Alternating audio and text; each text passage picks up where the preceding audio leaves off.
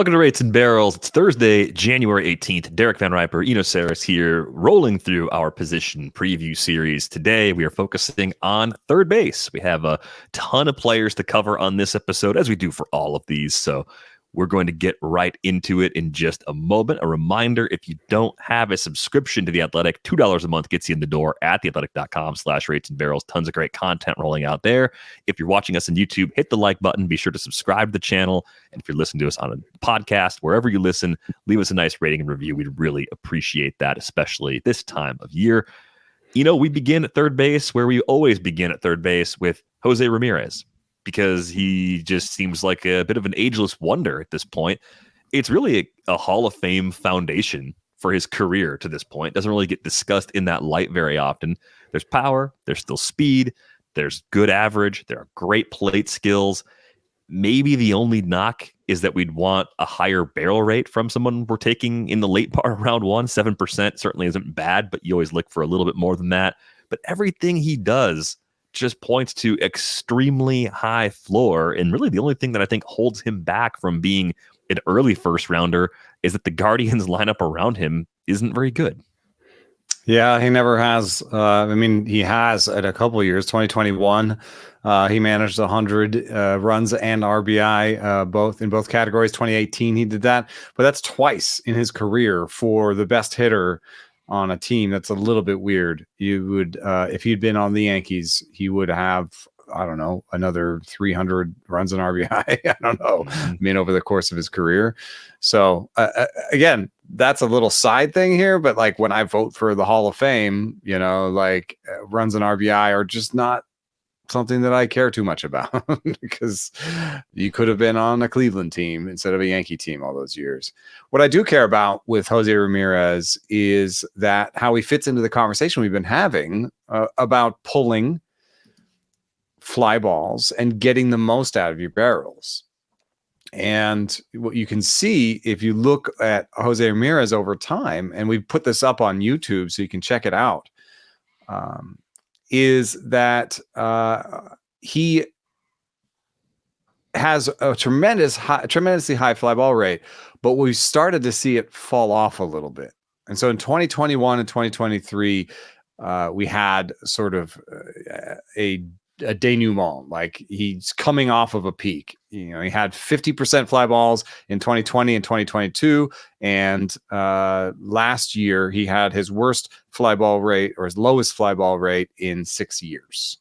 And so that high fly ball rate is a little bit of why he's been so good. And so there is some question of what are the skills that go into pulling a lot of fly balls, and how does that specific skill age? We had an interesting conversation on Twitter with Dominic, a listener who also does some hitting coaching, and he was talking about, you know, you want to be able to hit high fastballs, you want to be able to make a lot of contact, and you want to be able to spit on the low breaking ball. If you think about it, you want to the higher fastballs go to fly balls. So if you can pull a high fastball, it's the Jose Bautista approach. Alex Bregman, Marcus Semien, these guys we've been talking about. Jose Bautista didn't age that well.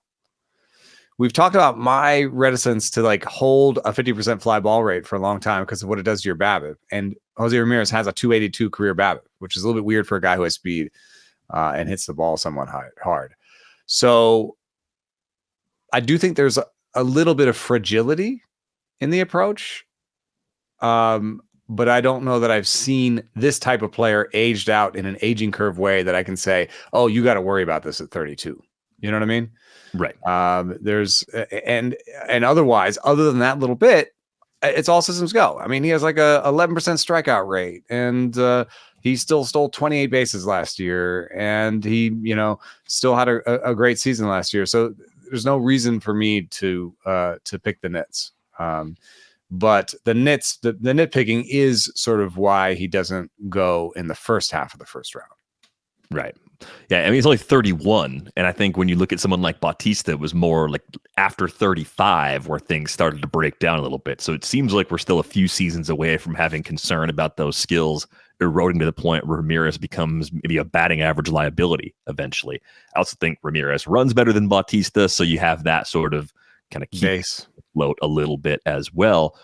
You have Austin Riley trying to break through, trying to become a first rounder. He fits in this tier. Again, we're looking at kind of picks 1 through 30 for this first cluster.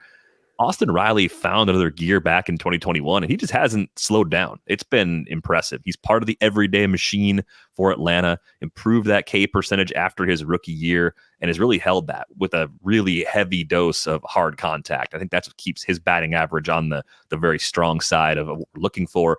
I think the arguments against Ramírez and Riley and really this whole tier are basically that the position's deep enough where you may find something else dries up faster, and that might steer you away from a Ramírez or a Riley or even Devers or Gunnar Henderson more than anything that's wrong in their respective profiles, right? I mean, the only thing Austin Riley doesn't offer is much for stolen bases, but I don't see anything in this profile that makes me think he can't keep producing at this high 30s home run clip with excellent run production. And there's probably even one more notch in the power department in a season in which he gets a little bit lucky maybe on homers to fly balls, right? Like I think if Austin Riley pops 45 or 50 homers in a season, I'm not going to be shocked because that's the kind of raw power that he brings.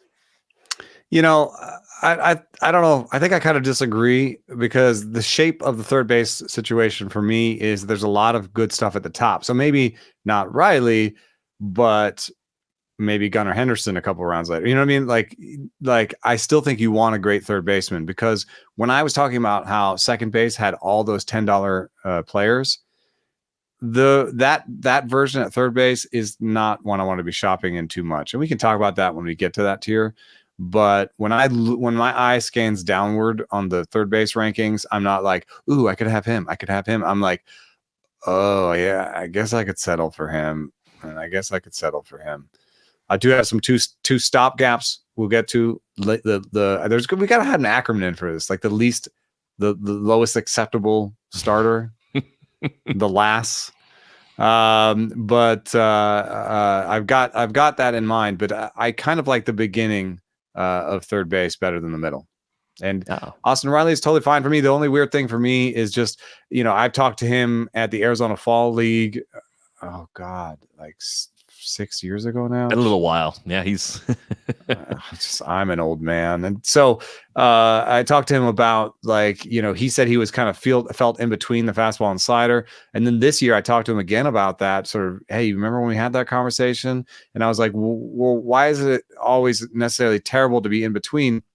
Because if you're in between, couldn't you theoretically be early on the slider and hit it for power and be late on the fastball and go the other way with it? And he's like, it's just your brain doesn't work that way. You can't aim for nothingness. You know what I mean? Mm-hmm. You can't be on time for in between two things. And I totally get what he's saying. But if you look at his history, 2019 hit fastballs better than sliders. 2020 hit sliders better than fastballs. 2021 hit fastballs better than sliders. 2022 hit sliders better than fastballs. 2023 hit fastballs better than sliders. And he just sort of yo-yos around. I believe in the power. He hits the ball super hard. The max EV is great. He lifts the ball. I just think that when you're looking at those streaks that he has, and he's had them in every year where he's been bad and good, that you're looking at a guy who's trying to get back on time to either the fastball or the slider. And I don't know. I don't think that's something to worry about. But it maybe is something that head-to-headers to think about. He's a very streaky guy. Yeah, not a thing I think about very often because I don't play in that format. At least I don't right now, and it could be more of a problem than I realize. I think you have a toss-up right here in this round 2 where you've got Riley versus Rafael Devers, and it seems like it's a toss-up every year somewhere right around pick 20, pick 25. With Devers, do you buy the projections giving him the edge in batting average over Riley given the lower K percentage? Because that makes perfect sense to me. And I think think if I'm they're choosing very straight up, similar players otherwise, you know. I like Devers just a little bit more, but I think you could look at Riley and say, hey, that's a better supporting cast. The counting stats from Riley might be a little better. I'll take the extra 10 to 15 runs and or RBIs in exchange for a few points in average. Yeah, Red Sox Park is neutral for homers, but augments hits as well. Whereas in Atlanta, he's neutral for hits and gets augmented in the homers. So I'm definitely going to take the Devers batting average, I think. Although Riley has beaten him in 2 out of the last 3 years, I think. I think it'll work for Devers this year. I mean, I think in a normal year he should. I mean, the strikeout rate is 5% lower for Devers. I don't think it's time to worry yet. He's 27, so I'm not going to bring up his chase rate. Hits the ball really well. The best hard hit rate of his career last year for Devers. I keep thinking that he's got. I think I bold predicted him into a 1,000 OPS last year, and he keeps landing around 850, 900. I keep thinking that there's. I don't know what it is that's going to like click. But I just keep thinking there's like one last aspect that can click for him. I mean, his chase rate did get a little better last year. What if he just gets a tiny bit more selective about some place in the zone where he's just like, like, oh, I'm just going to spit on that this year and just has that career year. Do you think he's had his career year yet? I'm not sure he has. That's a great question. He's right at the age where you could still buy into the possibility of one more spike. He's 27. He's already put together 5 full big league seasons. And I think the season you look at, the 311, 361, 555 back in 2019, if he'd popped 40 homers that year, I'd say that was probably the best he could have done. He only hit 32. So maybe you get that max power on a slash line that looks kind of like 2019. It's a coin flip. It's possible that he hasn't had his best season yet. But yeah, I think the only thing that he can improve on 2019 is power. Right. And the ingredients are still there. 12.7% barrel rate last year. And as you mentioned, the best hard hit rate of his career at 54.7%. Gunnar Henderson also goes kind of in this group, little after pick 30, but I figured it was better to nudge him up than to keep him in the next tier because there's a big gap from Henderson down to Royce Lewis, who we'll get to in a couple of minutes. And it was a somewhat quiet start to 2023 for Gunnar Henderson. The Orioles were very patient and they were rewarded. Nearly hit 30 homers in what's become a really difficult place to hit in Baltimore. And probably could offer a little more in the batting average department if he can bring that K rate down. He doesn't chase a ton. He makes a lot of hard contact. It's not a pull-happy approach. So when I look at the ingredients in Gunnar Henderson, I think that's the area where he can still show us a bit more, right? I think the power we saw last year is probably a fair expectation going forward. The other part of this is, how much more could he run? He's 85th percentile in sprint speed. So maybe you get a few more bags along the way too if he gets on base more. I believe we have yes, we do. And I think this is very interesting in the course of our discussion that we've been having about plate discipline, not just focusing on O-swing, on chase rate, O-swing here in blue, for those of you watching on YouTube, and Z-swing in red. What we saw is that Gunnar Henderson got more aggressive over the course of the season. Interestingly enough, pairing this with outcomes, his WRC plus in the first and second halves was almost identical. His WOBO was almost identical, 122, 124. What he did, though, in the second half was walk less and strike out less. And that's the relationship between zone swing and O swing. So you can see this, that his O swing surged and he chased more, but he also was more aggressive in the zone. And so he saw fewer called strikes. And the way that it played out was lower walk rate, lower walk rate, lower strikeout rate, much better power in the second half. 257 ISO in the second half, 209 in the first. I think you remember the beginning of the year where you're like, whoa, he strikes out 30% of the time and he has like a 150 ISO. This is not the Gunnar Henderson we were sold, And so that aggression served him well. I think what you're looking for in the future is pairing the two in a way, is finding a way to, have that 10% walk rate, have that, 23 to 25% strikeout rate, and have that power. And so I think this is an excellent time to buy Gunnar Henderson. I think he's absolutely a Devers and Riley-esque talent. Maybe a little bit fewer homers, but definitely more steals. And I just love the idea of buying a 22-year-old after a season in which he had two halves that were so different. You see the adjustments happening. And so if you see those adjustments happening, you're buying after that.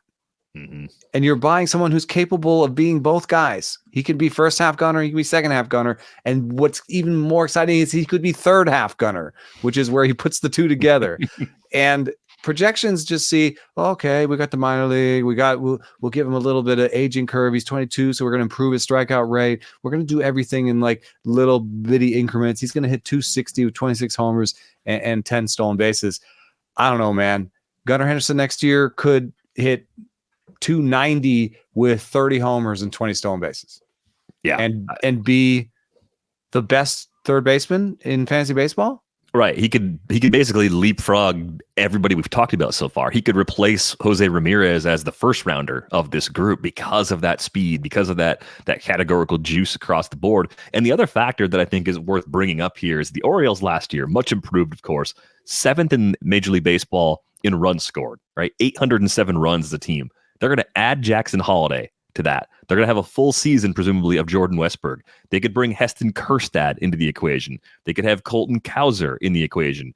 Kobe Mayo. They're going to keep getting better because the Mateos, the Uriases, the guys that have been on this roster that are average at best and likely below average contributors, they're going to get less and less playing time. So I think the supporting cast in Baltimore could creep up into that elite sort of level. It could be on the level of what the Rangers did. They were the third highest scoring team in Major League Baseball last year. I think the Orioles have a path to that because of this young core. So you get that extra juice aside from the power, the speed, and the average. So I would say Gunnar is one of my favorite players in this early cluster. Someone I like a lot at the 1-2 turn, 2-3 turn rather, of a 15-team league. So I'd be happy to have him. Plus this year, you get the added bonus. He's shortstop eligible on top of being third base eligible. So you get some flexibility with your build by taking him. Might not have that in the long run with Jackson Holiday coming, but nice to take advantage of that while you can.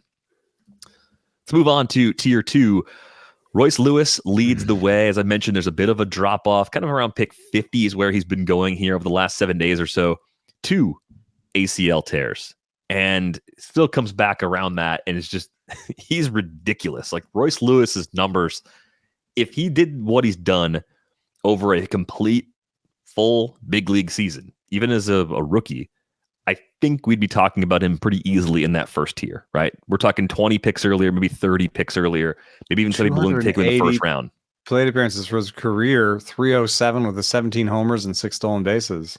Yeah, with pretty good swing. I mean, it doesn't chase a ton, 32.4%. Less than half a season. So you could be talking about 36 homers and 12 stolen bases, 300 average. I mean, yeah. The projections, again, are going to be sober. I think particularly Royce Lewis is 354 BABIP last year. The batting average on balls in play, the league average is 300. He's fast, but he's not as fast as he used to be. He hits the ball hard, but not like Deversian hard. 40% hard hit last year, where Devers was over 50. 114 max CV. Devers is like 116. But he's fast. He hits the ball hard.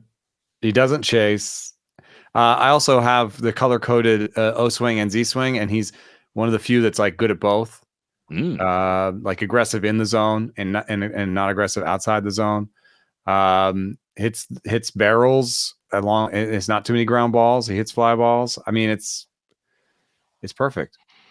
Maybe it's not perfect. I mean, he could walk more and strike out a little bit less, but with an 11% swinging strike rate, I think he could strike out rate less this year.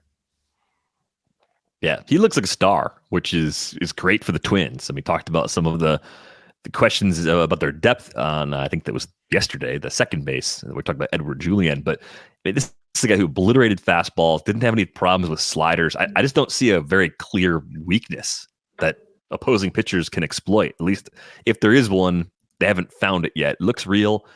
So I assume at this current price, which could jump as people get more and more comfortable with Royce Lewis in this spot, he could creep up the draft board a little bit.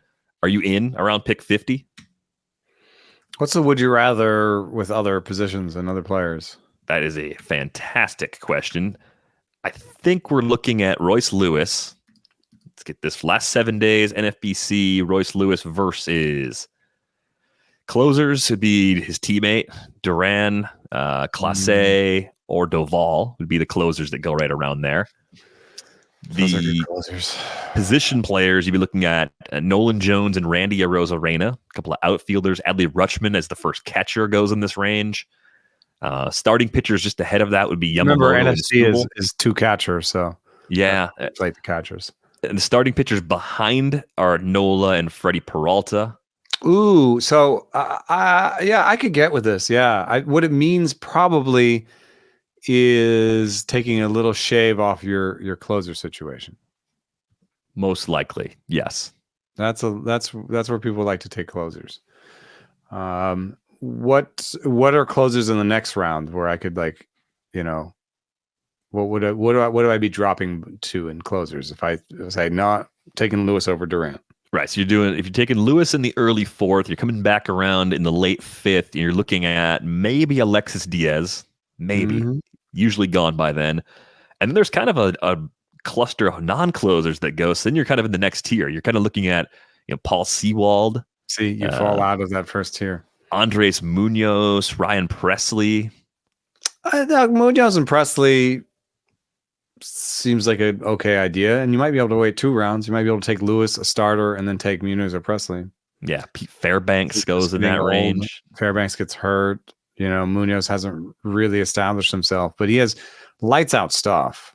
And Munoz actually started throwing a sinker late last year, and it was nasty. So if Munoz is the plan, you might have to jump Munoz to make sure you get him. But you could maybe do Lewis, a starting pitcher, and then Munoz, and that could be pretty exciting.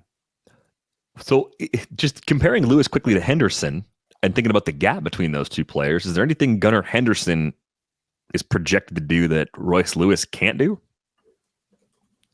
I'm thinking about those runs. What is his foot speed? Lewis is 73rd percent sprint speed after 2 ACL tears. I just don't. I mean, I think that's impressive, but I don't know that he's going to put up volume stolen bases given his injury history. 6 could go either way, in a full season, more recovery, but I think he'll just be a little bit more careful. I mean, 2 ACL tears. What do you want to do? You want to tear it, jumping back to first? Right. So you're thinking more like 10 bags as opposed to Gunner's 20. So maybe Gunnar could, just go off and have like an MVP type year. So. Okay, so there's a little bit of a gap, but I would expect Royce Lewis is going to climb a bit and maybe end up in the Altuve, Bichette kind of late 3rd round cluster of hitters. That wouldn't surprise me at all if that's how things played out. Manny Machado available at a discount this year because he is recovering from extensor tendon surgery on his elbow that happened back in October. He played through it, had to DH at the end of the season, and might even DH a lot to begin this season. Manny struggled against same-handed pitching a little bit last season. I wonder if it was him playing through the injury or if he's just finally beginning to show some signs of decline. It was the worst slash line we've really seen from him in his 5 seasons with the Padres. I kind of feel like you need to see where he's at in spring training. Like, how limited is he? Is he able to DH and play, at least hit as much as everybody else on the same schedule? Because that'll kind of give us a sense of whether or not he's in danger of missing some time or getting extra days off once the regular season begins. Even if he's not playing third base right away, as long as he's hitting like himself, this could end up being a nice discount. Yeah. Interesting thing is, like, one thing that we didn't talk about, I don't know. We'll talk about him later. Shohei Ohtani, with the elbow surgery, is like, how might that affect his batting? And we've got the Bryce Harper example. But we also have other examples of people where it didn't affect their batting much. I'm just looking at Fangraph's hard hit percentage as a proxy for health and exit velocity. And though there's a little bit of a drop off for Manny Machado last year, it was at the beginning of the season, not the end. So while he was playing through this injury, he was still able to hit the ball hard. His monthly splits, even in September, he had a 143 WRC plus. This is when he was most hurt. He hit 321, 365, 31. So I don't actually think, I think this could have the chance of making him better. This is one of the weird things that happens with Tommy John research and Tommy John's surgery research is that you don't always, they were pitching hurt. So to some extent, the surgery got them better, So how long was he dealing with this? How long was it hurting him? He was able to play through it. What if he can play better after the surgery fixes it? So I don't know that there's that much concern. I haven't heard. Yes, he might not be ready to play defense opening day, but I don't think I'm willing to put him in the Bryce Harper class of missing a lot of time. And I don't think that this surgery and this issue and this player combined for me to think, oh, he's not going to hit for power next year. So I tend to think he's once again, and he has been recently, a lot of value. Yeah, going around pick 63 over the last 7 days over at the NFBC. So it kind of grouped up against a couple middle infielders we've already talked about, Nico Horner, Matt McLean on the pitching side. Yeah, he has the third best projection in at third base. Yeah, I mean, second round, third round value is better than Royce. Out of the question. If everything's fine with his arm, then yes, he still owns a lot of those skills. Yeah, so I would take this discount, and in terms of position, he's going to play third base for you. You don't have to worry about that, and he's going to play third base eventually. So, I think he's a decent guy to. I wonder in Dynasty if I feel the same way, but he is a guy who doesn't strike out a lot, and kind of gives me Adrian Beltre type vibes. Like future Hall of Famer. What's his aging curve going to look like? 30 through 35? Maybe it's not that bad. Maybe if you can get Manny Machado cheap in a dynasty league because of the injury and because of the age, you're going to benefit from 3 to 4 more really good seasons. So I believe that he's both a good acquisition for this year and for the denouement of his career, which I've used that twice in one podcast. I got to stop it. I think there's a funny thing that happens in keeper and dynasty leagues a lot of times, dynasty especially, players turn 30 and their trade value kind of plummets and it disintegrates. But if you are contending at all, it's a great buying opportunity for pitchers. Maybe that number is becoming a little later. I remember a few years ago, I had Max Scherzer at 36, 37 years old, and he was still holding value pretty good relative to other old pitchers, but it probably applies to Alex Bregman, who's also in this tier, but goes 30, 35 picks later than Manny. We've talked a lot about the approach and how it works, especially in that ballpark. It's not pretty in terms of the underlying barrel rates, and even the hard hit rates kind of good, not great. 38% is sort of fine. I don't think you're really expecting a lot in terms of batting average. We saw back in the 2017, 2018, 2019 window, better batting averages, 284 to 296 from Bregman. But he hasn't hit above 270 in the 4 years since. I think with this approach, that's probably a good place to set your ceiling. If you get more, great. Some people would call him an accumulator. Some people hate that term. I think Bregman's still a really solid player. I don't really see any reason to just write him off as someone who can't keep doing what he's been doing. Do you see teams having a solution to get Alex Bregman out? This just feels like a really safe profile that goes at an affordable price. It's plus plate discipline, and he makes the most out of the power he does have, because he has a 107, 108, 109 type max EV. Last year, 107.5. He doesn't have great raw power. I just wonder if it is actually the best approach for him, because if you look at these, he's pushing these extreme fly ball rates. And over the last 3 years, his BABIP has gone from 286 to 260 to 270. He's costing himself hits with this approach. And the power output, 12 homers and 400 plate appearances, 23 in 2022, 25 homers last year. Is it commensurate? Is it a good trade-off? Like, what if he hit he only strikes out 12% of the time. What if he hit 300, had a 400 OBP, and had like a 450 slugging or a 440 slugging? So better average, better OBP, same slug. Because the ISO would shrink. Yeah. It would be less power relatively. Like, don't you think that's possible with this kind of a skill set? Like, plus ability. Like, I don't know. I think he's going for the Jose Ramirez skill set, but Jose Ramirez has been rewarded with a lot more power, at least recently. So I don't know why it's not working specifically for him. I would also say that Jose Ramirez, while he doesn't hit the ball hard, hits the ball harder than Bregman. Right. I was trying to think of a player that fits that slash line description, and maybe it's pre-2023 Yandy Diaz. He had a 296, 401, 423, a little lighter in the slug back in 2022, but he hits the ball really hard. He hits the ball super hard. He hits the ball really, really hard. He's always just hit it on the ground too much. And that's where it's like, okay, well, if Bregman can hit the ball hard more often and the cost is some ground balls, maybe that trade-off is worth it, right? Like that's the sort of outcome you might get getting to a better hard hit rate. But he's also, like, if you watch him, this is who he is, I think. Like, maybe he can't be the other guy. Have the way he holds the bat, it's like he's going to ground it into dust, and there's this thing about holding the bat like that. I've been talking to coaches for my kids and stuff. And it's like when you hold the bat and you stick your fingers out, your two index fingers out, like I'm doing on YouTube right now, they should be pointing in the same direction is the general coaching philosophy.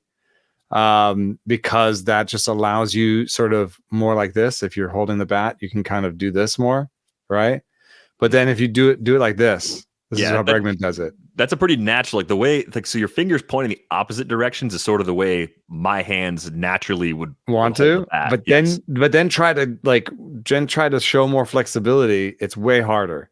You go like you do this, get more movement with the fingers, the pointer fingers going the same direction. This way it creates I'm gonna murder a high fastball. That's like, that's the Bregman of I think there's like something kind of unique though in the ways you could swing the bat. Like I always keep my hands in a lot and end up kind of pointing the knob of the bat at the ball. So I don't know if everybody else can, like, if their wrists work that way, but I don't know. Yeah, we'll do more swing mechanics someday. There's definitely some unique like matches of your biomechanical, like your body and your swing, that I don't think that it's necessarily. But I have asked, like, Donnie Ecker and some other guys, are there universal truths in hitting? And like hitting coaches to some extent do believe there are. Well, I mean, there's physics. Yeah. So I guess there's that as a kind of I think good baseline. I believe in swing the bat hard. Yeah, and if you have a unique way of doing that and it doesn't cost you a lot, then I think you should actually swing it your way, because I think the payoffs could be huge. Bregman's projected to be 30% better than league average. He probably isn't going to mess around with his approach. He's probably going to keep doing this because it's still working. I'm in at the price. I think he's a great early round foundational guy. If you didn't take an earlier third baseman, or if you're going to get an early corner, I think you could actually use Bregman in that way too. And isn't his ADP similar to Nolan Arenado, Josh Jung, Spencer Steer? They're all lumped together. I think I do like him better than those guys because, Steer, we've had some questions about in terms of he actually McLean is more of a spread it guy. What I do like about Steer is he's a pull hitter that pulls fly balls. So he's going to launch balls. I think I'm a little bit more assured of his power in different stadiums than McLean's, I do have a preference for pull, and we've been talking about pull and fly balls. And then Steer, what is interesting about Steer is he's a pull fly ball guy. He's a little bit like Bregman till 2 strikes. And then at 2 strikes, because he doesn't have Bregman's natural bat to ball skills, Steer turns into a spray hitter, a guy who's just trying to put the ball in play. So he has a very much a 2-strike approach. That's why he struck out 21% of the time last year. I think Steer versus Bregman is very interesting because Steer may have the same power output. He's going to steal more bases. He may have a better batting average. He's younger. There's a little bit more opportunity to turn that 111 max EV into more barrels. So I think I may prefer Steer to Bregman, but I think I do prefer Bregman to Arenado and Jung because Jung has the strikeout rate issues and Arenado's got some age-related issues, back and some decline starting to happen in his numbers. Yeah, Josh Jung, you can look at some of the contact quality and start to say there's still more there, and I wouldn't fight you on that. I think you would want to start to see more evidence of a better approach. And we've seen it in the minors, so it's not out of the question. It's in there. I think we like the Rangers, what they do with hitters, especially. So there's still reason to believe it could get better. I think the shorter term concern with Jung is also at 31.4% strikeout rate against righties.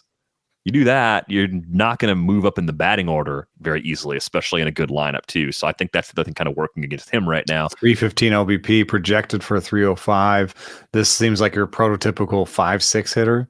Yeah, where you're just trying to launch dingers at the bottom of the lineup. And so that's going to cost him plate appearances, like you say. And that's not necessarily reflected in the numbers. 658, 630, plate appearance production. I guess you can get there if you play every day at the bottom of the lineup, but will he play every day? So some questions I think there, other than just strikeout rate, is sort of strikeout rate plus team context and what that means for him. Like if he was on the Pirates or the Rockies or something, like he'd probably still be the 2-hitter all year long, no matter what, I think I'm in on Jung over Arenado, though. I think the market drafts them in the right order. I think I prefer him to, given the age difference. I think the other thing about Jung that's kind of a positive is the defense. Like, he was a +6 and outs above average, right? 91st percentile. So that kind of keeps Arenado is like the defender of our generation. Oh, Arenado is ridiculous, but I just think as far as like losing time against righties, I don't think that necessarily happens.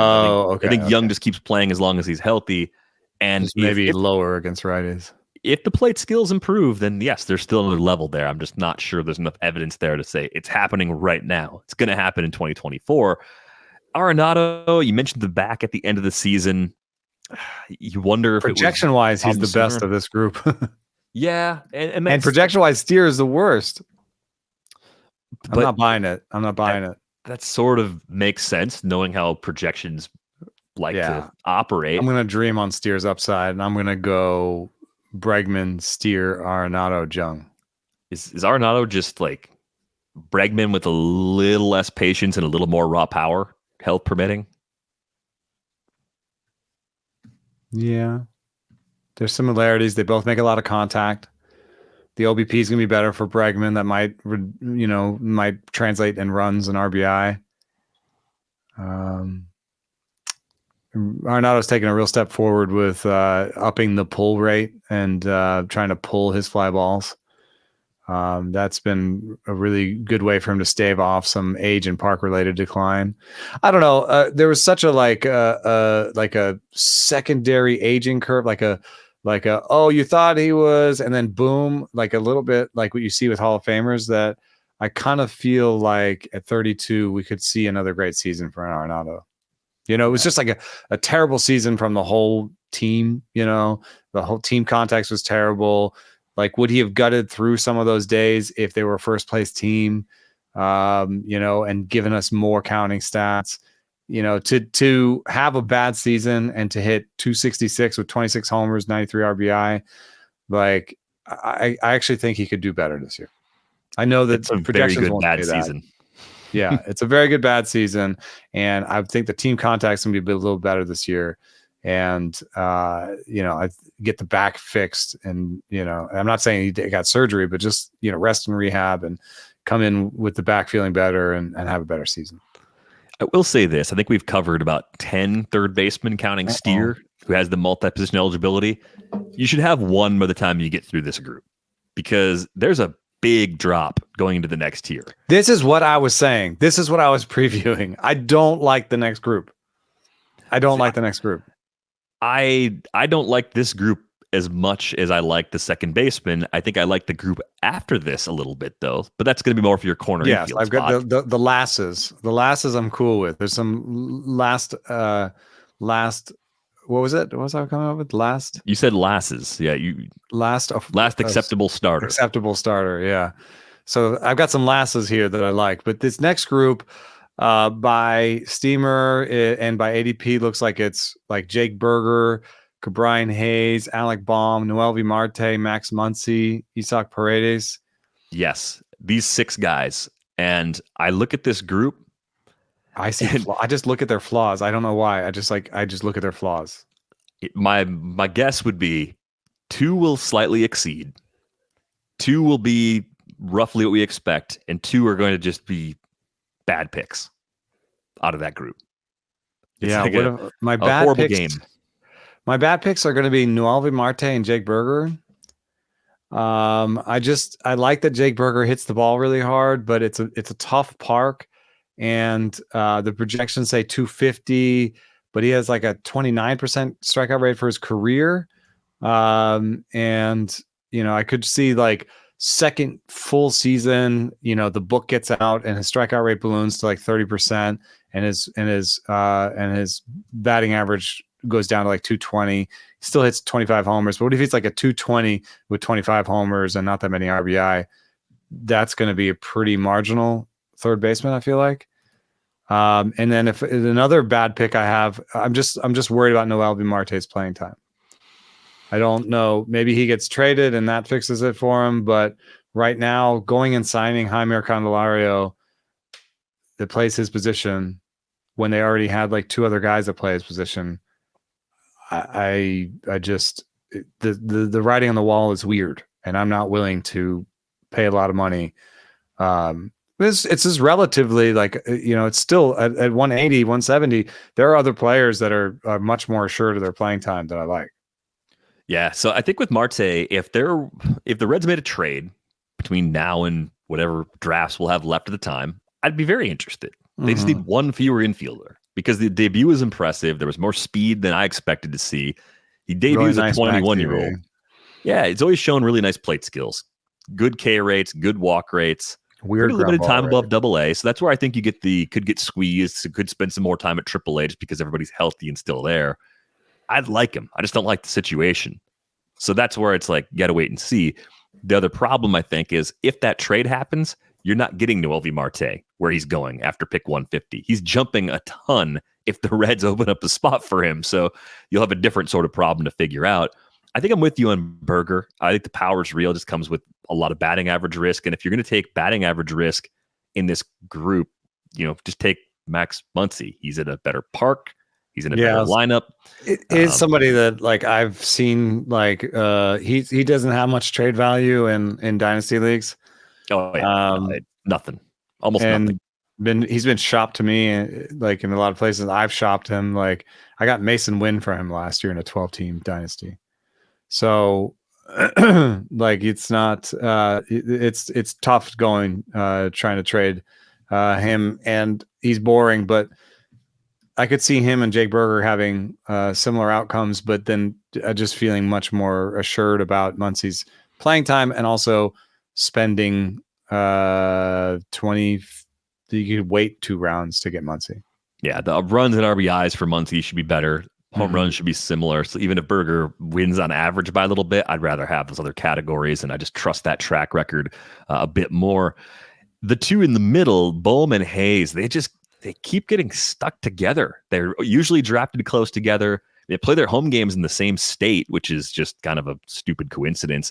They have similar flaws in that they both need to get better against same-handed pitching. And we saw some improvement from Bohm.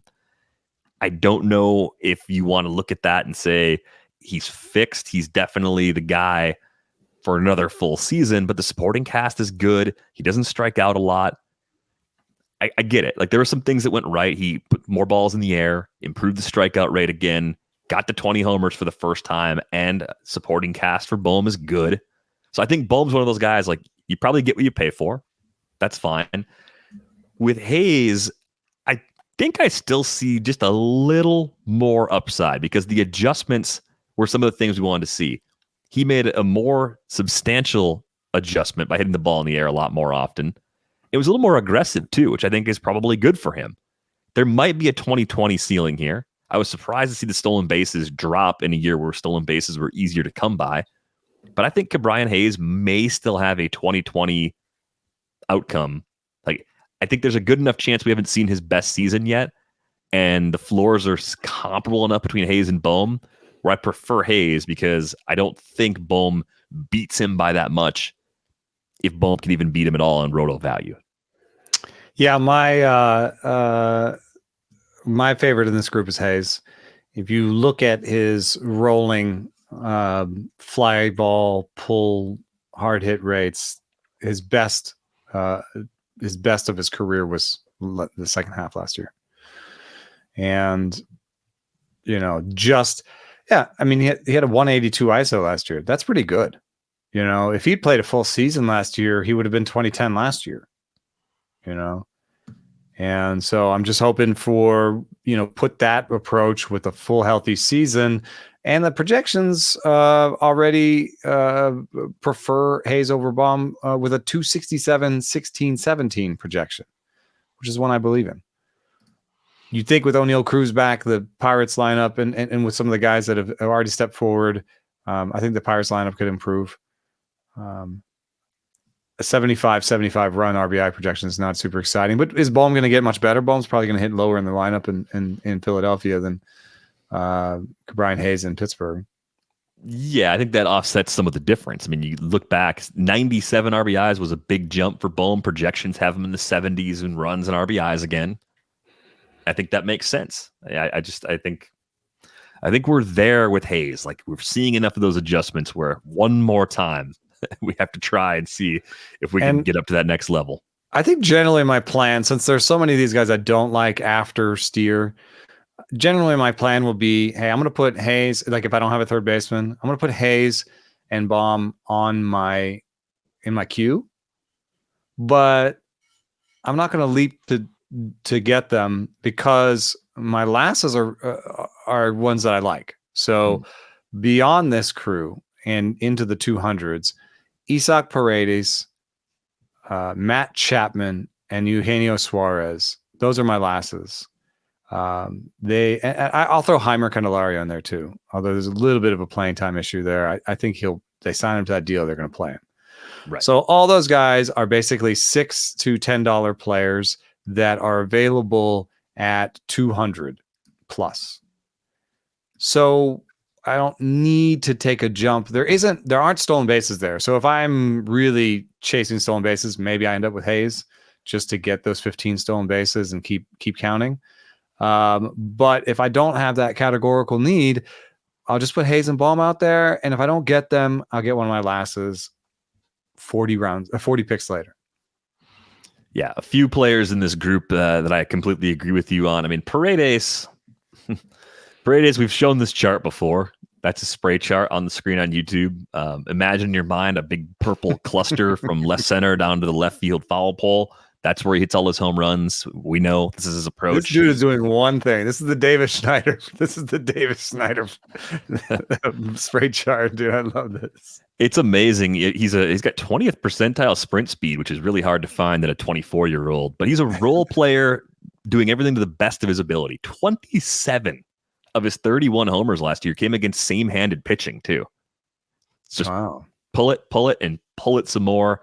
It doesn't have as much versatility to begin the season, eligibility-wise, as he did last year, but I think the floor looks pretty steady. He controls the strike zone really well, right? He just has a really good plan up there and executes it. So this is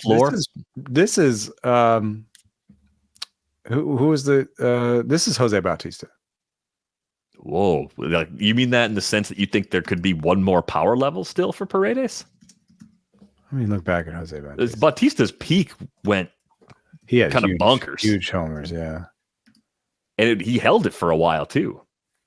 Yeah. I mean, I don't know what the ball was back then, but he had some, even in 15 when we knew the ball was, he had 40.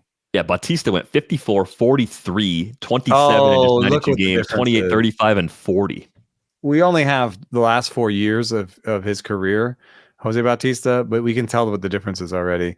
Yeah, If barrels and max EV, like 116s, 115s he's putting up. So he just has way more raw power. Yeah. Isaac Paredes is 107, 110. So yeah.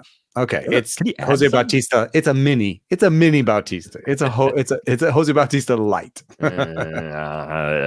Yeah, I think we got to see more raw power to even throw that on him. But you know, we were all looking at that BABIP last year at a 195 BABIP, and some were saying, well, that's a consequence of hitting 46% fly balls, not hitting the ball hard, pulling everything. But the 257 BABIP he had last year, I think that's a more true talent one. That's what he's projected for. He's basically projected to do what he did last year, and some people just don't believe it. Right. So, but I believe it because it's the pull fly ball approach. Yeah, I'm here to tell you, I believe in it too. It works for him. There's nothing else he can do with this approach beyond what he did in 2023, but that is going to be more repeatable than the market is giving it credit for right now for Isaac Paredes. Getting into that tier 4, you mentioned a couple guys that go in this cluster. Eugenio Suárez goes really late. Suárez and Matt Chapman both, I think, are easy power guys where, at least with Suárez, you know, you look at it was still 22 home runs this past season. He gets out of Seattle. That could actually be a good thing from a power perspective for him. Yeah. Seattle, the home run power factor is 98 and the hit power factor is 91, which affects him because he's not going to get many hits anyway. And he's going to Arizona where's D-backs here? 104 for hits and 84 for homers. Oh, that's interesting. I still look at park factor for homers is 84 for. That's not what I expected, but he's like a no doubter type. Yeah, a little bit like Chapman, I guess, in that he doesn't just pull them all; he hits them kind of all over the place. So Chapman's even cheaper than Suárez. I like Chapman better as a player. I'd rather have Chapman. Chapman's my last. Chapman is I think it was Willy Adames at short.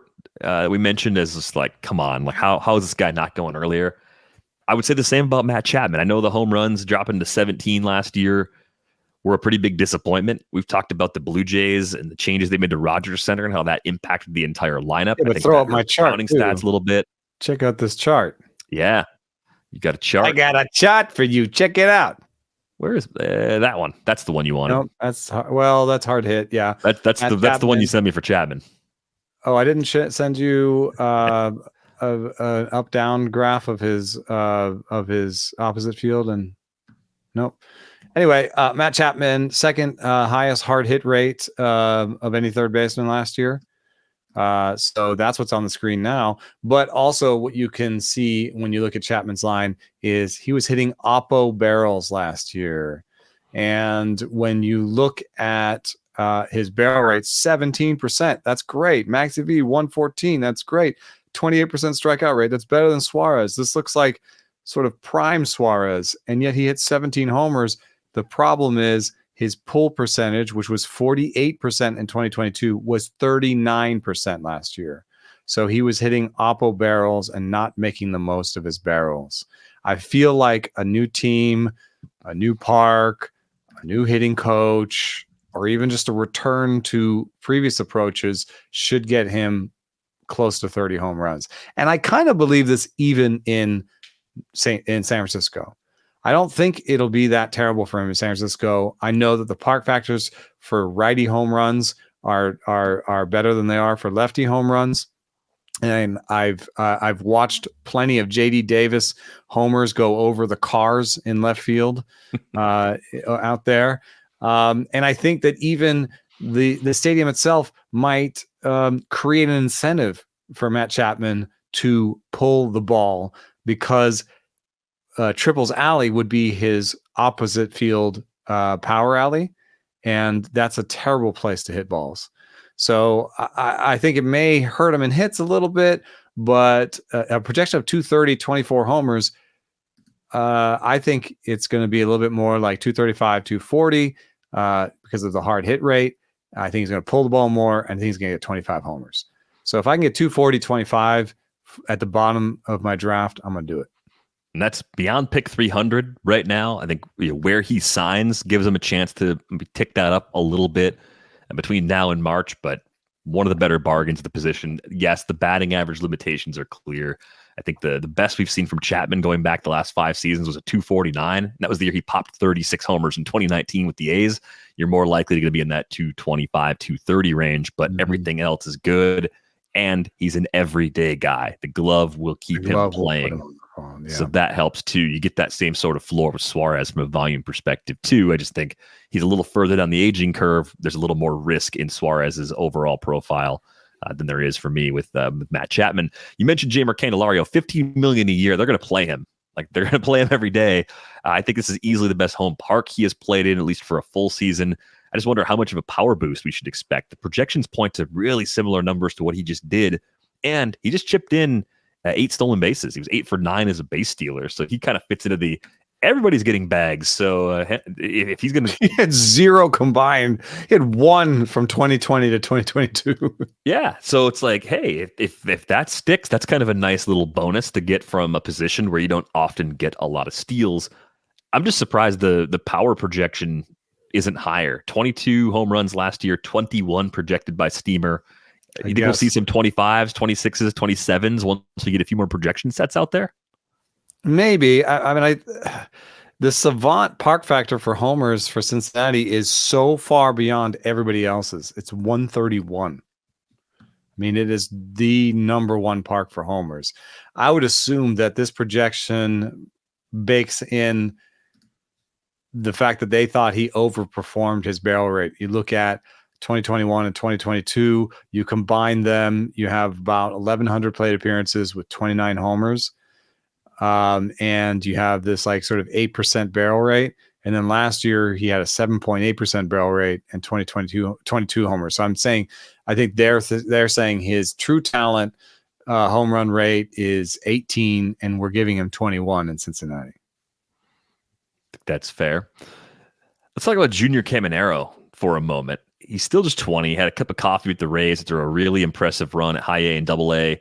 Ground ball rate at the last 2 stops were a little high, but he's shown great control of the zone, huge power potential. And I think the thing we're all wondering about is if he's going to play more shortstop, right? He had a taste of that position last year, probably going to have to go to AAA to begin the season. But if you're going to take a high risk, high reward bat at this position, where Junior Caminero goes compared to where Noelvi Marte goes, I'd rather take that shot with Caminero. I think maybe there's a chance he just hits his way right into the roster with a huge spring. And even if he goes down to start the year, you may not have to wait that long. A little bit risky, of course, given the uncertainty on the timetable. But I think this is a really, really good batter. A really good bat that's not far away from contributing at a high level. Yeah, James Anderson on his fantasy prospect rankings had Caminero in the top 5. That's a hard one to fade in any way. Top 5, like the outcomes are just so good. I just don't know about shortstop because in the Dominican Winter League right now, he has played 20 games, 18 at third base. So, and that probably comes with some sort of gentle nudging from the Rays being like, hey, could you try him at shortstop? They do not have control over that, though. And so the person running his team thinks he has a better defensive shortstop on his hands in the Dominican Winter League. I don't actually know who is playing next to him on that team. Who is on that team? It's Leones. It is... Try to guess. Who do you think the shortstop is on this team? Like Elvis Andrews. It's not a terrible guess, but I think it's Marco Luciano. Oh, well, that's interesting too, because there are plenty. We missed him on the shortstop preview. Sorry about that. Just to give you my personal take on Marco Luciano real quick is I love the fact that he hits the ball super hard. I think he's got the job, at least the first year. I know there's a lot of people who think that he won't be a shortstop long term and won't even be able to handle it for a year. I think they're going to give him a full year try of it, maybe 2. And I personally like his actions at shortstop. But if Marco Luciano is the one that's pushing you off, that's not like an established shortstop that's super obviously better. You know what I mean? At with the glove. Yeah. So I kind of think Caminero is not a shortstop. That's the long story short for me. And so if he's not a shortstop, the rest of this, as much as I love him for this year, I'm just worried because they've got Isaac Paredes and Brandon Lowe, and they've got Yandy Diaz. And even if they play Caminero and try to, he could give him every lefty at bat at second base. And then every time Paredes takes a blow or every time Yandy Diaz sits down, they give him those. I still think we're talking about like 350 plate appearances. And if that's what they're looking at, they may just say, we're going to keep you in the minors until there's an injury where we can play you every day. Am I reading this wrong? You see that differently? I think that's like a very likely outcome. I think it's more of the pick you can dream on. It's the I'm okay if I have to cut this guy at this point in the draft. If you're comfortable cutting a player with that pick just after pick 200, you can take a shot because the payoff could be worth it. But there's a lot of ways you could be stuck waiting. I think you outlined that very well. What's the good story? He just rakes in spring training and they give him third and they try to move Brandon Lowe to the outfield, or they give him DH and cut Harold Ramirez. They are supposedly shopping Harold Ramirez. Yeah, I think they could move on from someone like Ramirez. I think Brandon Lowe could get hurt again. Like there's just a couple. Diaz goes to DH. Brandon Lowe goes to first. Caminero plays second. They need another impact bat, right? So if they think Caminero can do it, I think they've got enough flexibility with a lot of players in the roster. They could find a way to make room for him, even if it's not shortstop, which does seem like a stretch. And I'm guilty of having been brainwashed by Keith Law with Marco Luciano because he's on the side that thinks Luciano's not a shortstop. Mm-hmm. And I've heard it enough times where I'm like, yeah, all right, I get it. So you hearing that, and then he's not playing shortstop, and Luciano is, that tells you something, right? They played Luciano for 10 games at short. Eric Gonzalez has played 40 games at short for that team. So they're playing Eric Gonzalez at short over both of those guys. There you go. Yeah, but like you said, you don't get to dictate where exactly guys play in the winter leagues. Like you're kind of at the whims of the organization. Maikel Garcia goes in this range in Kansas City. There's some speed. I think there's some power developing here too. I just wonder. My hard hit list? Yeah, I think he popped on there, didn't he? He did. 50% hard hit? Like, yes. What? Yeah, that was the thing that made me think, oh, if he can lift the ball a little more consistently, there might be some power to go at that speed. Like, it just doesn't fit with, I want to sort him in my head like we all do. We sort, everybody. And I want to sort in my head as being like no power, limp stick, speed guy. Well, it was a 44.6% hard hit rate at AAA too, so it didn't come out of nowhere as far as last year goes. And I think we saw on the ground, so it's not going to necessarily be a lot of power, but hitting the ball hard still translates into hits. And hitting the ball hard and kind of making adjustments to lift it, still possible. You're talking about someone who's going to turn 24 the first week of March. Yeah. A good I think I'm too negative about him. I think I've sorted him in too negative of a bucket.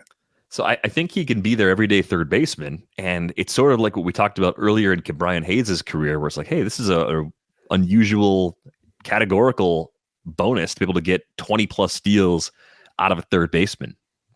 You could take a short-term power hit, but I think 8 to 10 homers, very possible for Garcia, just based on the quality of the contact he's been making. And he doesn't strike out that much either. It's a weird player. Although you can see, again, this sort of relationship with Max EV being like, hey, the guy hit the ball 110 this year.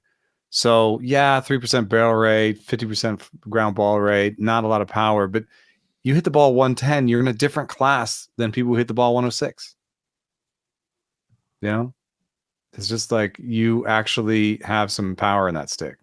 So I would put Ryan McMahon in the late acceptable bucket. Also has second base eligibility, so kind of a nice versatile player. 3 years in a row, just in the low 20s for home runs. Counting stats probably could be better if the Rockies actually got better. Only concern I really see in that profile is the K rate jumped over 30%.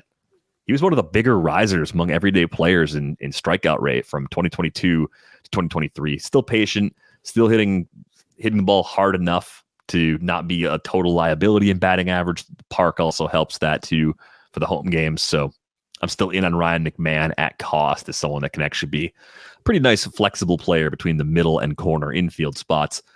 Out of the last tier 5 is massive at third base. It starts with Matt Chapman, who we already talked about. There's some multi-eligible guys like Willie Castro, Wilmer Flores. We'll get to them on other episodes. DJ LeMahieu, who's also first base eligibles in this group. A couple prospects like Colt Keith. We're finally going to see Michael Busch get a chance to play for the Cubs. He's in this group.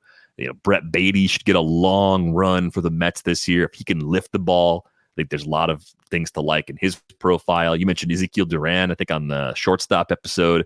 He's eligible here. Jordan Westberg.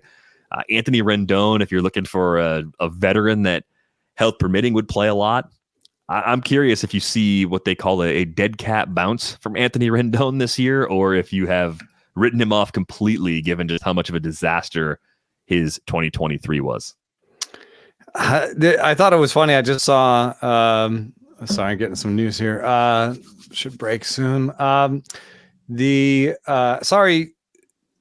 Saw a thing with his new manager, Ron Washington, on foul territory, saying, yeah, I'm going to reach out to him and find out what went on last year. And he mentioned not only the injury, but the attitude. I mean, this is an amazing 3-year run. He has, what is this? Let me give him 2-4. His 600 plate appearances over 3 years combined. Yeah, that's horrible. That's like triple F minus for the health grade. Given what we heard from Rendon, I feel like there is a chance that like a fresh start would get him on the field more, because it was just so much negativity and so much like, it almost seemed like mindset issues. Is it fair to say that? We never know what it's like. I hate to read between the lines, but when you're saying the things that he was saying. Yeah. I mean, what was like? Do we have any good ones? Sam Blum had a quote from the winter meetings, and it was Ron Washington talking about him after they had spoken. And Wash said, we had talked about his health, making certain that he can get himself to the point where he can become Rendon again. If we can get him to the point where he can become Rendon again, that's a winner. He's been a winner. End quote. That's pretty open. And then Perry Manasian, I mean, yeah, when asked if Rendon will be the everyday third baseman, I know the last 3 years have been really tough for him, and I get it. He's had a lot of injuries. He knows that. We're a significantly better club with him on the field. Yes, I expect him to be our third baseman. I expect him to play every day, right? I mean, I'm talking about like he grabbed a fan last year. Yeah, that was a weird incident in Oakland, right? And he said his goal for this last year in the offseason, his goal was not to have surgery. He said like when he finally, they found him in the clubhouse and they were like, oh my God, what's going on? We haven't seen you in forever. He said, I'm not here. Right. A lot. He was just ducking everybody last year. Yeah. So I don't know. Ron Washington is like everybody loves him. Like it's definitely one of those things where people just love the hell out of him. I think it's partially one thing I've stolen out of his book is he cusses a lot. And there's something that puts people at ease in baseball circles with a lot of cussing. And then I have to come home and be like, stop cussing. You have 2 young kids at home. But yeah, there's a lot of cuss words flying around in clubhouses. And But also he's just funny, and he's got lots of different stories, and he's got all this accumulated knowledge. And so I'm just saying there's a non-zero chance that Ron Washington is going to get Rendon on the right page mentally. And then there's got to be a non-zero chance that there's still like a healthy season in there physically. I mean, we're not talking like the kind of stuff that he's doing, like sometimes is fixed by surgery, like right now we got lower leg. I don't even know what that is. It's like a hockey update. Is it a calf problem or what? Somewhere below the waist. Yeah. Anyway, 33 years old. I almost took him as my third baseman in a draft and hold. That's where I feel okay about him. The problem is, of course, if you in the deeper leagues, like an NL only league, you're buying plate appearances, and you don't know if you're buying plate appearances with him. In a shallower league, you just don't even know how good he's going to be when he's on the field. So it takes a specific edge case, like a draft and hold, where you're like, I'm taking him to be one of my 4 third basemen. Then I can say thumbs up. It's a very specific use case. Apparently, the offseason has been a healthy one for Rendon so far. That was also in one of the quotes from Sam. Hasn't had surgery yet. Right, hasn't had surgery yet. The plate skills are still there around the injuries, right? He doesn't chase. Even some of the hard contact was still there, relatively speaking. It wasn't where it was at his peak, but high 30%, low 40% range for that. It's kind of an ugly league average line around all the injuries. So there's still something there from a skills perspective if the injuries aren't a problem again this year. I get it. It's a late dart throw. I've been down this road before. I thought it was a great move when the Angels signed him. I loved that signing for them. I thought it was a brilliant way to spend money, and it has not been whatsoever. So the curse of the Angels rears its ugly head again, at least so far. And you know why he's at all interesting is because the very bottom, if there is a tier 6, I don't even know what names. Like, can you reveal on YouTube? Can you reveal what the tier 6 banner says? I didn't even make a tier 6. You didn't even make one. I just stopped here. I just extended tier 5, and it says Matt Chapman to Jared Triolo. Which okay, is like, I should have seen that with Jared Triolo on there. That means that you've got the rest. The rest is poopy. It is terrible. It is. I want to tell you to draft any. I don't even want to say a name. What name am I going to say? I have no idea what to tell you. I guess is Juan Moncada in this group? Yeah. So past Rendon, you got Moncada, Matt Vierling. Brett Baty is interesting. I mean, these guys are going to play every day. I still like Baty. I think he hits the ball hard. He just has to lift it a little bit more. Moncada's a little bit like the Rendon thing, where you're like, hey, he could be healthier this year. He's had some health issues. Yeah. Which would you rather? Who's your preferred dart in that Moncada case? and Baty? I've already Moncada and Rendon. Moncada and Rendon, Moncada. Between Moncada and Baty. Yeah. I've means tested this actually, because I ended up with Baty as my second third baseman in this draft and hold. Yeah, Baty over that entire group for me, and I think that's what's happened for drafts so far too.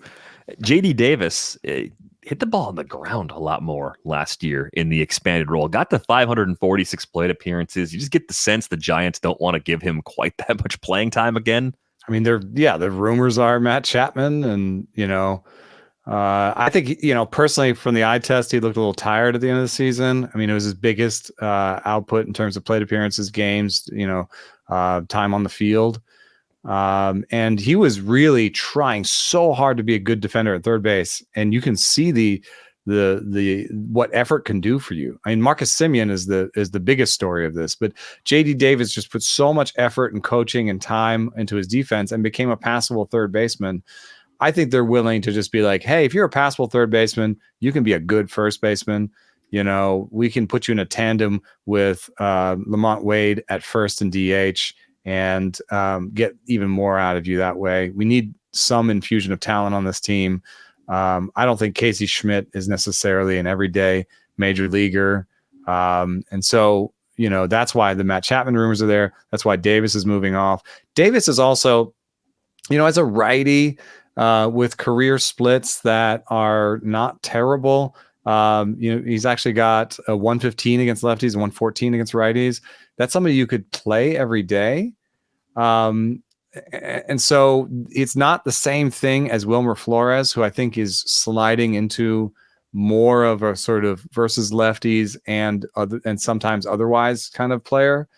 But both of these players are just going to look better in the projections than they are for a lot of leagues where you have to do weekly lineups and you have to just trust the Giants. And you kind of have to be like, oh yeah, I think Davis or Flores are going to play this whole week. I don't know that, just maybe I'm too close to it being in San Francisco, but I just don't. There are very few players that I feel that way about next year. I tried to outline it before. I think it's Lee, Luciano, and Tyro Estrada are like the only ones who are going to play like basically every day. There are a couple prospects super late. We talked about Tyler Black kind of in passing the other day, but then Kobe Mayo, if a spot opened up, trade or otherwise. That's so crowded. Like he could get traded maybe.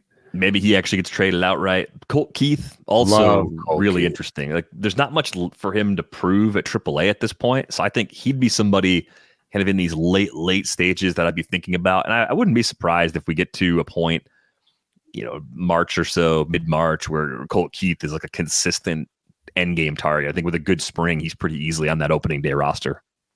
Yeah, I actually I lost Keith to getting Baty, and the only difference for me was that I think Baty's going to be on the opening day roster, and get basically a full run all season. Whereas maybe Colt Keith will, and maybe Colt Keith's ceiling is higher. He obviously doesn't have the ground ball rate problem. He's hit the ball pretty hard at AAA, and he's added pull to what used to be a very push heavy approach. But it hasn't impacted his strikeout rate. So I feel like he'll have around the league average strikeout rate, around the league average walk rate, above league average power, a little bit of steals. Like, it's a very good. There's no oh, this is a flaw. Whereas Baty has ground ball rate as a flaw that he has to overcome. So if I knew that Colt Keith was going to be on the opening day roster, I'd prefer him to Baty. But I just don't know that yet. And so Colt Keith goes into a pile of prospects that I like, but Justyn-Henry Malloy is another prospect. Is it Malloy? Yeah. Justyn-Henry Malloy is a prospect of the Tigers. He has a little bit more of a strikeout rate flaw. He's a little bit more of like a very high walk rate, highest strikeout rate, pull everything guy. But he's in the same organization. He had a 130 WRC plus at AAA last year, and he's probably the third baseman, whereas Colt Keith is probably the second baseman. I have to put them in the same list because I just don't know what the Tigers' timeline is for these guys. I mean, they're both ready, and they're being pushed back by Andy Ibanez and Matt Vierling and Zach McKinstry. Are they going to do another year where they're like, we're just trying to find if we have any regulars in here, or they're just going to say, you know what, these guys are raking in spring. We've got new leadership. Let's just put them in there and see if we can get a rookie of the year this year. I think you could pretty easily slot both into the starting lineup on opening day because Matt Vierling and Zach McKinstry are starting at third and second. You could make Matt Vierling your first righty off the bench. You could make Zach McKinstry your first lefty off the bench, and that'd probably squeeze Nick Maton and Tyler Nevin off the roster completely, maybe even out of the organization. They're out of options. That's fine. They're both ready. I mean, Justyn-Henry Malloy had a full season at AAA. There's no reason to send him back down with the results that he put up. And with Colt Keith, I know he's still just 22. He split the season between AA and AAA. Maybe there's a better chance he gets sent down, but still a 119 WRC plus with those plate skills. What are you waiting for? Let him solve it against big league pitching because he's probably part of your next great team. Would you have taken either over Baty? Not in my situation. No, but I think I'm a little higher on Baty than most people. Are you buying Maikel Busch getting a lot of run for the Cubs? Now that he's off that depth chart for the Dodgers? Yes. I mean, they acquired him. They did a specific trade to get him, and they've even made a comment. Jed Hoyer said that while Busch's ultimate position will be up to manager Craig Counsell, he expects the 26-year-old to play first base. Jared Willis reports. Jared's an old friend of mine. No, I'm not saying he's old. He's just been a friend of mine for a while. Okay. Yes. The friendship has longevity. That sounds so much better. The weird thing for me is that Maikel Busch projects worse than Matt Mervis is something that I texted you or slacked you or said to you in before we got on. We have too many ways of communicating. We really do. We have texts. We have group texts. We have Slacks. We have group Slacks. We have a chat on our video recorder that we use for the podcast. And what did you say? What was your response? I don't think. Oh, with Mervis? Yeah. I just don't think the Cubs like him. I think they figured out real fast there was something they didn't like in his profile. I think it's fastballs. Yeah. I think he has a problem with velocity, or at least they think he's got a problem with velocity. I with a guy who's hit the ball 112 and is obviously in between and has talked to me about being a little bit in between, like I'm willing to be like, well, why don't you give him some time, like Austin Riley, but the Cubs are in a place, when Riley came up, that was the we're putting the kids out there and we're going to see what that wasn't the Braves we have now. That was the making of the Braves, was putting Riley out there and putting Ozzie out there and being like, what do we have? Whereas the Cubs, I think, want to be in a place to be like, we're taking the next step. We're going to be contenders. So I don't think they want to be in a place where they're going to be like, that was last year, the year before, where you put Morel and you put Mervis out there. The problem is they only put Mervis out there for 99 plate appearances. So I think you're right. Like they must have a scouting thing that they've noticed, or there must be some strong opinions internally, because they won. I guess they were kind of in it. They went 83 and 79, but there wasn't like a long extended stretch you could give Mervis last year. I mean, if once Jeimer Candelario was on the roster, the infield got a little more crowded. That's right. It wasn't going to be in September. And they had Trey Mancini last year too, right? So, and Hosmer. I just think, first base, WRC plus, the Cubs were 17th with 103 for the season. Is it possible that Nick Madrigal is just a bench player and they'll like Michael Busch's defense enough to play him at third and play Mervis at first? Could they do that? I figured something out.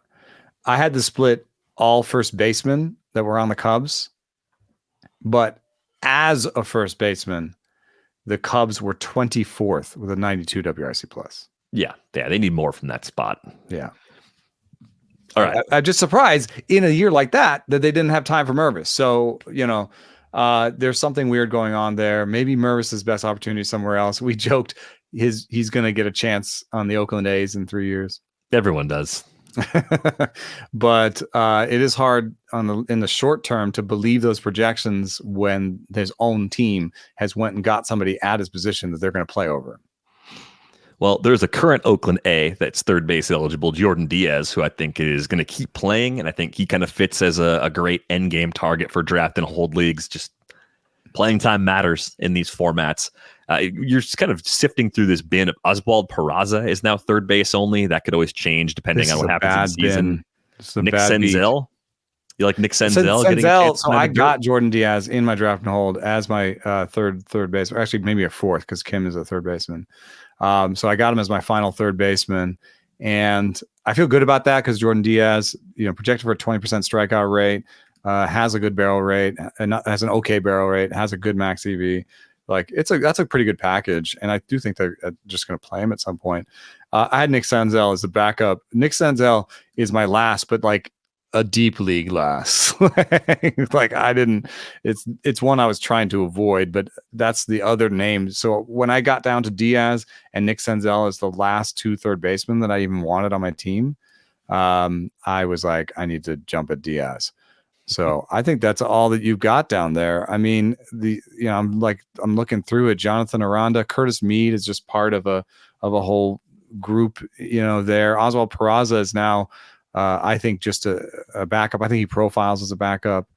I guess Brian Rocchio is available at third, but it's not a very good stat package for third base. It's barely acceptable at short even. We talked about the Blue Jays and the issues they've got on the depth chart right now, mostly because of Matt Chapman not being back.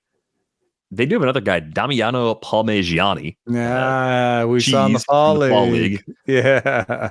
Yeah. Got a little time at AAA, got 20 games there last year. So I don't think there's an easy path to opening day, but he's probably more interesting than anybody else they've got on the depth chart. Like I'd rather.